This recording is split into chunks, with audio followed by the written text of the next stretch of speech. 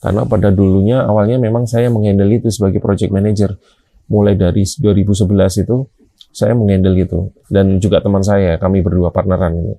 Tapi lama-lama kan jadi capek juga, maksudnya kita jadi nggak bisa berkembang untuk memikirkan ini gimana cara untuk mendevelop dari usaha kita gitu. Makanya hal-hal yang sifatnya teknis itu bisa didelegasikan, dipasrahkan ke orang yang kemudian bisa melanjutkan hal seperti itu. Karena memang sejatinya memang kita sebagai studio owner memang kerja keras kita itu adalah saat dari awal ya. Dari awal kita cuman berdua, bertiga, berempat, dan nambah-nambah orangnya, kita membangun sistem dari awalnya, dari nol kayak gitu. Sehingga saat sistemnya sudah jalan, alhamdulillah sudah bisa semi autopilot walaupun belum bisa fully autopilot. Kalau kita ngomong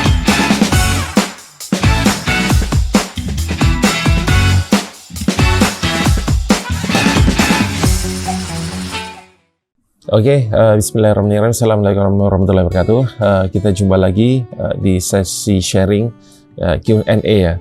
Kebetulan alhamdulillah sekitar sebulanan yang lalu saya sempat off dari kantor, dan di situ alhamdulillah ya saya udah ada beberapa stok konten, jadi masih bisa terus upload. Nah, ini kita mau mencoba lagi untuk bisa istiqomah supaya kita sesi sharingnya lewat video-video konten di YouTube ini terus berjalan, dan insya Allah teman-teman bisa mendapatkan manfaat dari video-video ini ya gitu. Nah, ini ada pertanyaan, sebenarnya sebulanan off kemarin itu saya ngapain? Ya, alhamdulillah atas izin Allah, Allah panggil saya untuk bisa menunaikan ibadah haji teman-teman. Nah, di sini ada pertanyaan, apa aja pengalaman selama haji gitu. Menjadi pengalaman saya selama berhaji kemarin, memang itu ibadah fisik, kita dituntut untuk supaya bisa menahan lapar, menahan kantuk, dan visi kita harus kuat gitu loh. Karena kalau kita nggak kuat, pada akhirnya nanti kita bisa diuji kesabarannya, bisa mulai dari marah dan kemudian berbantah-bantahan dan kemudian berkata kasar dan segala macam ya. Dan itu memang ada larangan di hajian ya, itu khusus larangan bagi orang yang berhaji. Makanya di situ kita benar-benar dituntut untuk menjaga tindak tanduk kita dan menjaga segala macam hal ya untuk melakukan hal-hal seperti itu. Nah, alhamdulillah ya kemarin semuanya berjalan lancar, walaupun ada 1-2 kendala, tapi itu nggak kemudian membuat segala sesuatunya menjadi kacau dan lain sebagainya ya gitu loh. Yang namanya tantangan itu pasti akan ada. Alhamdulillah keseluruhannya lancar. Dan kemarin itu pengalaman yang paling berkesan bagi saya adalah alhamdulillah saat menjalani di 5 hari itu di Arafah, Musdalifah dan Minanya itu berkumpul dengan seluruh masyarakat umat muslim dari seluruh dunia, dan itu kemudian bisa berkumpul jadi satu, nggak ngomongin pejabat apa, hartanya berapa, usaha apa dan lain sebagainya, semua pakai pakaian yang sama dan melakukan ibadah yang sama. Benar-benar itu momen-momen yang sangat mengharukan. Dan terutama kita semua bisa dalam satu kekompakan yang mana kita terus kemudian saling tolong menolong untuk menyelesaikan ibadah haji ini. Itu masya Allah banget, benar-benar nggak terungkapkan ya perasaannya waktu itu. Dan kemudian selain itu pengalaman yang masya Allah banget itu, saya alhamdulillah kemarin bisa mencium Hajar Aswad, dan itu atas izin Allah benar-benar dimudahkan. Dan kemudian juga bisa bertemu dengan para asatid nasional seperti Ustadz Abdul Somad, ada Ustadz Wijayanto, kemudian ada juga Habib Ali Alkaf, kemudian ada juga Ustadz Fatih Karim, Ustadz Irfan Naas, terus kemudian influencer muda di bidang dakwah seperti Mas Ari Untung, terus ada Qori seperti Muzamil, dan juga masya Allah banyak berkumpul di situ jadi satu. Dan saya diundang, alhamdulillah diundang sama Ustadz Fatih Karim untuk bisa ikut perjamuan makan malam itu. Itu rezeki banget teman-teman, masya Allah. Jadi buat teman-teman, kalau misalkan memang pengen merasakan haji di usia muda, sekarang udah banyak alternatifnya, dan teman-teman bisa mencari sendiri gimana caranya supaya bisa melakukan haji mandiri gitu. Oke, pertanyaan selanjutnya adalah gimana cara memanage studio selama haji atau pas lagi jauh dari studio. Alhamdulillah teman-teman, Slab Design Studio, Letterhand Studio, dan Vector Factory Studio ini kan semuanya saya berjalan bersama partner ya. Jadi memang saya sudah punya komitmen dengan para partner untuk bagi tugas, sehingga di saat saya nggak ada itu ada yang menggantikan saya, dalam artian untuk kemudian terus menghandle tim dan lain sebagainya gitu. Tapi saya pun jarak jauh juga tetap masih memantau, walaupun nggak terlalu intens ya, paling untuk transfer gaji, untuk untuk pas, karena itu kan pas ada pergantian bulan, jadi tetap saya harus rekap sedikit dan transfer gaji, paling hanya itu aja. Kalau untuk pengurusan project, kemudian deal nego dengan klien dan lain sebagainya, alhamdulillahnya itu sudah ada yang menghandle gitu teman-teman. Jadi memang sistem itu harus kita bikin, kita bentuk sebagaimana caranya supaya tim ini bisa jalan dan ibaratnya satu sama lain itu sudah menjadi satu flow work atau alur kerja yang itu sudah tersistem, sehingga kita sendiri tinggal memaintain atau mensupervisi aja. Contoh nih, kayak misalkan kita ngomongin project ya, alhamdulillah project itu masuk itu kan lewat inquiry. Inquiry adalah email masuk dari calon klien yang mana dia itu pertama-tamanya menanyakan mau bikin seperti ini itu budgetnya berapa kayak gitu. Nah, itu hal-hal seperti itu sudah ada yang menghandle. Jadi yang namanya project manager. Jadi dia berlaku sebagai CS juga untuk melayani tanya jawab dari si klien tersebut sampai puas, dan sekaligus mengedukasi bahwa layanan dari kami adalah ini. Terus kemudian kalau misalkan dia mau nanya harganya berapa, ya kita tanya dulu kebutuhannya seperti apa gitu loh. Kami jarang langsung menyodorkan pricing ya, kita jarang menyodorkan yang namanya rate card atau pricing langsung di awal di muka gitu. Kalau memang si klien tidak memaksa, karena apa? Pertama, kita harus tahu scope of work dari kebutuhan si klien tersebut seperti apa gitu. Karena kalau kita sudah menyodorkan harga-harga kita di awal dan ternyata scope of work-nya itu ternyata nggak sesuai dengan apa yang kita duga, itu nanti malah jadi senjata makan tuan gitu. Jadi mending kita tanya dulu, oke, kebutuhannya seperti apa gitu. Karena kalau kita ngomongin, oke, nggarap satu homepage gitu, satu homepage harganya sekian ratus dolar katakanlah gitu. Tapi ternyata homepage-nya dia itu kompleks gitu kan. Ada sampai 10 section misalkan. Terus kemudian di situ juga berbagai macam kebutuhan seperti ilustrasi atau apapun itu muncul di situ. Nah, sedangkan kalau kita udah mematok harga di awal, nah nanti malah jadi senjata makan tuan ke kitanya gitu. Nah, makanya mending lebih baik, lebih bijaknya kita tanya dulu kebutuhannya seperti apa, sehingga nanti disitulah terjadi proses negosiasi gitu. Kita nyebutin harga, kasih penawaran, menyesuaikan untuk kebutuhan ini dengan spek seperti ini, kami mengajukan harga segini. Jadi ada quotation-nya. Nah, itu hal-hal seperti itu sudah dihandle sama project manager. Sehingga nanti saat terjadi deal, deal harga sekian ya.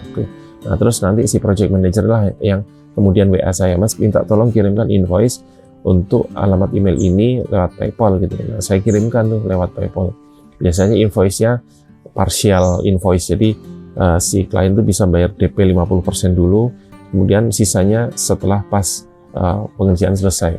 Nah, kalau udah kirim DP dan uang sudah masuk, nah saya konfirmasi ke si PM, udah masuk, oke, akhirnya itu tinggal kerja. Nah, berarti si PM tinggal hubungan langsung sama si desainer, kasih kerjaan, briefnya yang sudah diolah sama si PM tersebut, kemudian si desainer mulai ngerjain. Nah, si PM tersebut ini juga dia remote, dia nggak berada di kantor gitu loh. Dan kami sudah terbiasa bekerja secara remote. Jadi hal-hal seperti ini udah nggak ada masalah. Jadi udah brief sudah dikasih ke desainer, terus kemudian desainer kerjakan.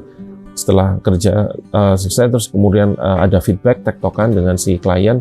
Biasanya tektokannya ini bisa lewat middleman si PM ini atau lewat langsung di Figma, karena Figma itu kan bisa langsung feedback secara aktif ya di situ, langsung direct ke klien. Nah, kayak gitu. Nah, setelah desainnya fix, nah kemudian minta pembayaran terakhir untuk finalnya setelah oke baru selesai kerjaannya. Nah itu kita ngomongin yang sifatnya per project, yang dimana saya di situ sangat meminimalkan peran saya untuk terlibat di situ. Karena pada dulunya awalnya memang saya menghandle itu sebagai project manager. Mulai dari 2011 itu saya menghandle gitu, dan juga teman saya, kami berdua partneran gitu. Tapi lama-lama kan jadi capek juga, maksudnya kita jadi nggak bisa berkembang untuk memikirkan ini gimana cara untuk mendevelop dari usaha kita gitu. Makanya hal-hal yang sifatnya teknis itu bisa didelegasikan, dipasrahkan ke orang yang kemudian bisa melanjutkan hal seperti itu. Tinggal nanti kita training dulu, kita didik, kita kasih product knowledge sehingga si PM tersebut paham apa yang dia harus lakukan gitu. Dan alhamdulillahnya bisa berjalan dengan lancar dengan standar-standar harga yang sudah kita sebutkan, tapi si PM tersebut berhak untuk menaikkan harga tersebut dengan harapan nanti dia bisa dapat bagi hasil persentase dari nilai proyek tersebut lebih besar lagi kayak gitu. Dan si project manager ini beliaunya bukan desainer gitu. Jadi beliau bisa pinter negosiasi dan pinter komunikasi dalam bahasa Inggris, dan itu sebenarnya yang hanya kita perlukan ya. Karena kalau misalkan dia bisa ngedesain juga, nanti malah bisa jadi conflict of interest. Jadi dia bisa dapat jobnya, dia bisa ngerjain sendiri, dia bisa kirim kerjaannya, dan dia bisa dapat cuannya gitu. Nah itu ada hal-hal yang seperti itu yang terjadi ya. Nah kami mencoba untuk mencegah kebocoran itu dengan cara mencari project manager yang memang dia fokus untuk komunikasi dengan si klien aja, seperti itu. Nah terus kemudian gimana yang soal produk? Nah produk ini juga alhamdulillah sudah berjalan lancar mulai dari fase-fasenya ya. Jadi dalam pengerjaan sebuah project atau produk itu tuh kita bagi-bagi dengan beberapa macam fase, yang mana di situ ada yang in charge ya gitu. Misalkan kayak tadi kita udah ngomongin yang per project, sekarang ngomongin per produk. Nah produk kalau misalkan kita ngomongin di Letterhand Studio, dia ada beberapa fase yang sudah saya jelaskan di waktu kunjungan studio tour ke Letterhand, mulai dari sketsa, kemudian factoring, terus kemudian generate font, bikin preview, upload. Nah semua sudah ada yang menghandle. Ya udah itu tinggal flow pekerjaan yang terus berjalan secara rutinitas sehari-hari gitu.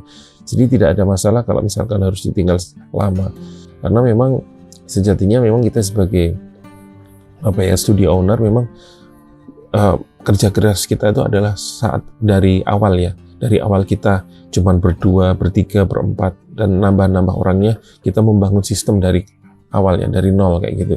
Sehingga saat sistemnya sudah jalan, alhamdulillah sudah bisa semi autopilot walaupun belum bisa fully autopilot. Kalau kita ngomongin fully autopilot itu pun juga saya rasa masih jarang ya, karena walaupun kita tetap harus minimal ngawasin itu kan berarti kita juga harus bisa terlibat di dalamnya kan kayak gitu.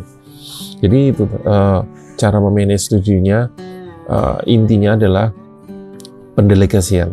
Kita harus bisa mempercayakan hal-hal yang sekiranya sudah bisa kita pasrahkan, tapi ada hal-hal yang sifatnya itu confidential atau sifatnya tuh private atau privasi, hanya bisa diakses oleh orang-orang tertentu saja. Nah itu yang perlu kita jaga gitu. Bisnis kalau pas bisa ditinggal itu pas tahap apa? Itu pas di tahap jalannya bisnis itu sudah tidak tergantung lagi dengan kita. Jadi kalau kita sudah bisa meminimalisir keterlibatan kita, sehingga bisnis itu bisa terus jalan walaupun kita sakit, walaupun kita pergi, walaupun kita innalillahi wa inna ilaihi raji'un ya, nauzubillahi minal zik, ditinggal meninggal ya kan, itu tetap bisa berjalan. Yaitu itulah bisnis yang pas bisa di tahap apa. Kalau misalkan kita masih bergantung sepenuhnya sama kita, kalau misalkan kita sakit, bisnis kita ikut sakit, kemudian kita meninggal, bisnis kita juga ikut meninggal, ya itu berarti masih perlu PR ya. Dibentuklah tim yang mana itu bisa kita delegasikan lagi, sehingga ukurannya itu adalah kita coba, yaitu tadi kita tes dalam seminggu kita nggak terlibat, kira-kira seperti apa, tapi kita sambil pantau tipis-tipis itu ada satu orang kepercayaan mungkin yang bisa kita pegang gitu, terus kita bisa lewat orang tersebut misal gitu. Ya kayak gitu ya. Jadi memang sistem itu harus kita bentuk supaya bisnis itu bisa kita tinggal. Terus pertanyaan selanjutnya adalah gimana cara membangun trust kepada karyawan? Memang nggak mudah ya kalau membangun trust itu, butuh waktu. Karena kalau misalkan kita barusan rekrut tim dan kemudian tim tersebut langsung kita kasih sebuah tanggung jawab yang besar, sedangkan kita sendiri belum tahu backgroundnya seperti apa. Nah itu kesalahan ada di kita. Jadi memang kita berikan tanggung jawab tersebut perlahan demi perlahan sambil berjalannya waktu. Bagaimana dia kerja di kita, dedikasinya seperti apa, performance-nya seperti apa, loyalitasnya juga seperti gimana, sehingga dari waktu ke waktu sudah teruji ya dari si tim tersebut soal loyalitas, soal trust-nya gitu. Sehingga trust itu sebenarnya bisa dibangun karena atas kedua belah pihak. Pertama dari si tim tersebut untuk tidak menyia-nyiakan kepercayaan kita kasih, dan dari kita juga bisa memberikan ruang gerak untuk supaya ini ada amanah, tolong jangan sia-siakan gitu. Enggak kemudian terus apa-apa kita curigai, apa-apa terus kemudian ini gimana, ditekan-tekan, di pressure segala macam. Malah makin kita kekang, makin dia memberontak. Makin kita pressure, makin dia itu makin nggak betah, makin nggak kerasan, makin nyolong-nyolong waktu dan lain sebagainya gitu. Ya contoh kasus ya, seperti yang udah pernah saya ceritakan sebelumnya, Celeb Design ini kita bebaskan bagi timnya untuk bisa bekerja, cari side job. Kita bebaskan. Dengan kita bebaskan seperti itu, malah akhirnya mereka sendiri merasa nggak enak gitu. Wah, dikasih amanah waktu untuk bebas untuk bisa mengerjakan selama waktunya tidak bertabrakan dengan waktu kerja. Nah, hal-hal seperti itu kan sehingga mereka sendiri merasa dipercaya, merasa mendapat amanah, sehingga akan berkebalikan, oh amanah ini nggak akan saya sia-siakan, jadi timbal balik ya gitu. Sehingga alhamdulillahnya sampai sekarang nggak ada yang namanya tim yang kemudian main jalur belakang, ngambil klien, nyerobot klien, terus kemudian main curang dan lain sebagainya gitu. Karena kita memang benar-benar saling terbuka, kita kekeluargaan banget dan toleran ya kayak gitu. Kalaupun misalkan katakanlah si tim tersebut memang mau izin, mau ngerjain side job, ya silahkan, nggak apa-apa. Malah kita buka sebebas-bebasnya gitu. Dengan begitu, si tim tersebut merasa dipercaya. Ya, begitu juga dengan saat kita pergi, misalkan kita tinggal pergi, tim tersebut kemudian tidak kemudian merasa, oh nggak ada yang ngawasin nih, enak dong nggak gitu. Enggak, alhamdulillahnya enggak gitu. Dari apa yang sudah kita jalankan selama ini, terus bisa berjalan lancar ya. Jadi masing-masing tim pun juga merasa punya kewajiban, punya tanggung jawab yang harus dia lakukan dalam sehari. Aku ngapain aja kayak gitu. Karena kan kita review ya, dalam mingguan itu kita review seminggu kemarin ngapain aja dan seminggu ke depan tuh mau ngapain kayak gitu. Ada rapat mingguannya kayak gitu, sehingga evaluasi bisa terus berjalan, sehingga kinerja si tim ini pun juga bisa terus terpantau kayak gitu. Jadi alhamdulillah sih yang udah kita jalankan formatnya seperti itu, dan karena kami sendiri memang awalnya itu adalah usaha rumahan ya, yang mana itu culture-nya tuh kita bentuk juga culture kekeluargaan. Jadi memang kami belum menerapkan hal-hal yang sifatnya tuh corporate banget seperti adanya KPI dan lain sebagainya, walaupun mungkin ini bagi sebagian studio atau agensi itu nggak benar atau kurang benar ya gitu. Tapi alhamdulillah kami nyaman berjalan seperti ini, dan sudah sekitar 2011 berjalan, dan sampai sekarang ini belum ada permasalahan yang berarti. Kalaupun ada yang resign pun resign baik-baik. Rentang waktu turnovernya pun juga kira-kira masih sangat wajar ya, 3 tahunan gitu. Jadi 3 tahun bekerja, kemudian resign, terus pengen mencari challenge, pengalaman yang baru di luaran sana, ya silahkan, nggak apa-apa gitu. Kami juga nggak ingin menghalang-halangi rezeki orang gitu. Jadi silahkan, kalau misalkan pengen cari tantangan baru di luaran sana, kita support. Yang penting resignnya baik-baik dan kita nggak ada masalah di balik itu gitu. Oke. Oke, ada pertanyaan, gimana caranya supaya memastikan tim kita bisa terbebas dari yang namanya plagiarisme? Wah, ini isu yang lumayan hot, teman-teman, beneran. Karena saya sendiri pernah ngalami dan teman-teman studio yang lain juga pernah ngalami dan sempat sampai mengalami kerugian yang nilainya jutaan bahkan sampai puluhan juta akibat hal ini ya gitu. Memang ini cukup dilematis karena bagi sebagian teman-teman yang mempunyai studio desain yang timnya itu remote, itu memang susah ya untuk bisa untuk menjaga keaslian, kejujuran dari hasil karya si tim tersebut.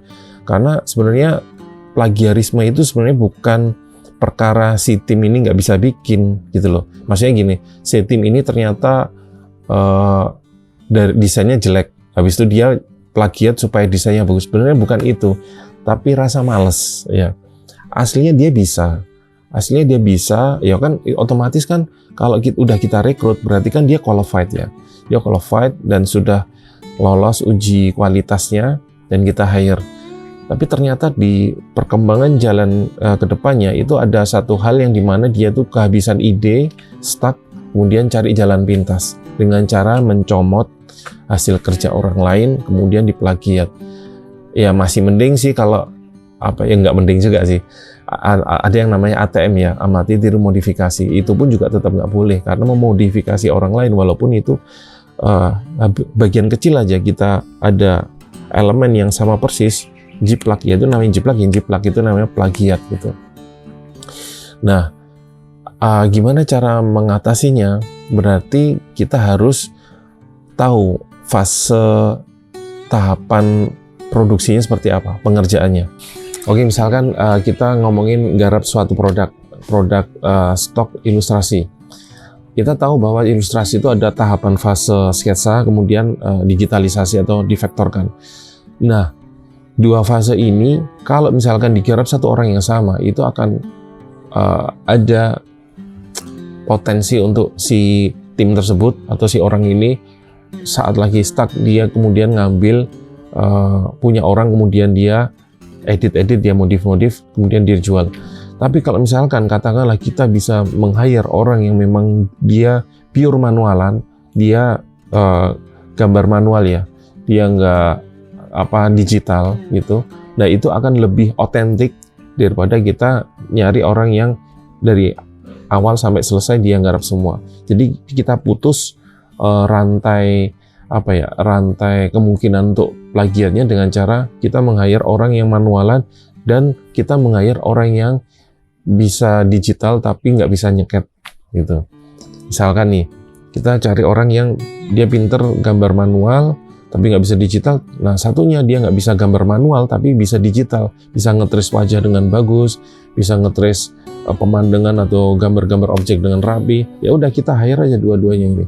Jadi kan otomatis kita bisa memastikan bahwa gambar manual ini otentik. Jadi nanti ada orang yang protes, nah ini kita punya sketsanya gitu. Kita punya bukti kalau ini digambar secara manual kayak gitu. Terus nanti kan bisa juga si orang tersebut nyontek misalkan gambarnya itu dari internet, misalkan dia nyontek gambar terus dia gambar ulang.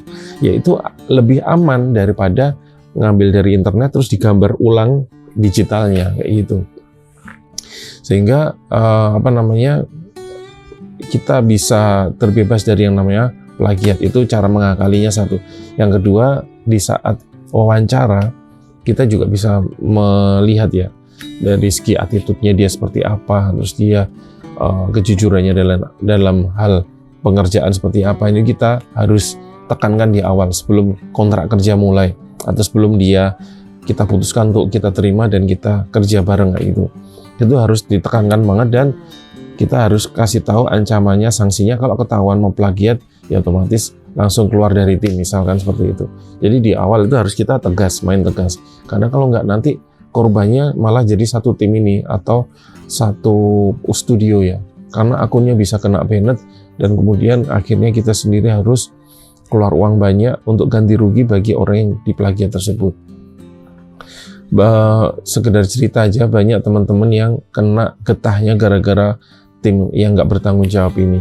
Jadi si studio owner ini udah percaya 100% sama orang ini, nyetorkan karya kok keren, bagus, hasilnya bagus dan cepet dan lain sebagainya tanpa diawasi. Nah ini juga kelemahan dari si studio owner karena udah saking percayanya sehingga pasrah aja, dah merem, yang penting jadi tinggal upload. Wah itu padahal bahaya ya, di situ bahaya. Makanya setiap fase-fase produksi kerjaan ini harus kita awasin memang, dari mulai mencari idenya, sketsanya, digitalnya seperti apa, dan setelah jadi itu seperti apa.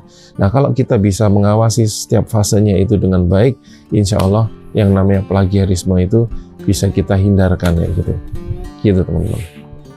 Oke, sekian, terima kasih teman-teman sudah mau menyimak di episode kali ini, di sesi sharing kali ini.